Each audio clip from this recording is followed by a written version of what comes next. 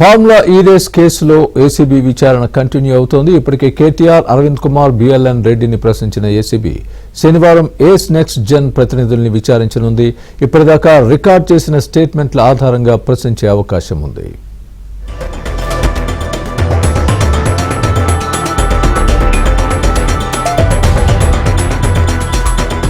Formula ఈ car రేసులో ACB విచారణ కంటిన్యూ అవుతోంది.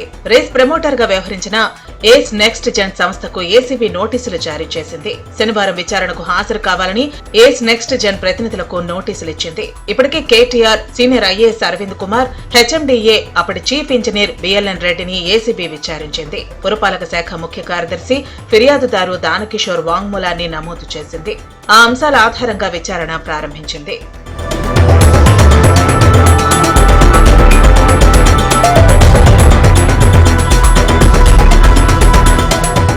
2022 అక్టోబర్ 25న జరిగిన తొలి త్రైపాక్షిక ఒప్పందంలో ప్రమోటర్ గా ఉన్న ఏస్ నెక్స్ట్ జెన్ ఫార్ములా ఈ సీజన్ 9, 10, 11, 12లకు సంబంధించిన ఖర్చులను భరించాలి.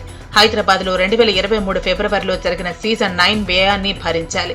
10వ సీజన్ ప్రారంభానికి ముందే 90 కోట్లను 3 విడతల్లో ఏస్ నెక్స్ట్ జెన్ చెల్లించాలి. ఆ ఏడాది మే నెలలో 50% అడ్వాన్స్ మొత్తం ఏస్ నెక్స్ట్ జెన్ నుంచి ఫార్ములా ఈ ఆపరేషన్ సంస్థకు వెళ్లాల్సి ఉంది. కానీ ఒప్పందం నుంచి నెక్స్ట్ జెన్ తప్పుకుంది.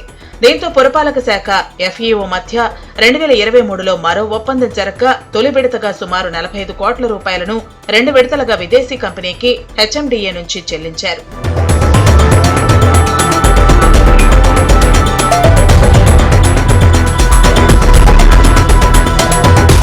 ఏస్ నెక్స్ట్ జెన్ ఒప్పందం నుంచి ఎందుకు బయటకొచ్చింది? అలా తప్పుకుంటున్నట్లు పురపాలక శాఖకు లిఖితపూర్వకంగా సమాచారం ఇచ్చిందా? మధ్యలో తప్పుకుంటే ప్రమోటర్ కంపెనీ ఎఫ్ఈఓకు చెల్లించాల్సిన పరిహారం సంగతేంటి? స్పోర్టింగ్ లో అనుభవం లేని గ్రీన్ కో డైరెక్టర్లు ఏస్ నెక్స్ట్ జెన్ పేరిట హడావుడిగా 3 కంపెనీలను ఎందుకు రిజిస్ట్రేషన్ చేయించారనే అంశాలపై ఏసీబీ విచారణలో ప్రశ్నలు అడిగే అవకాశం ఉంది.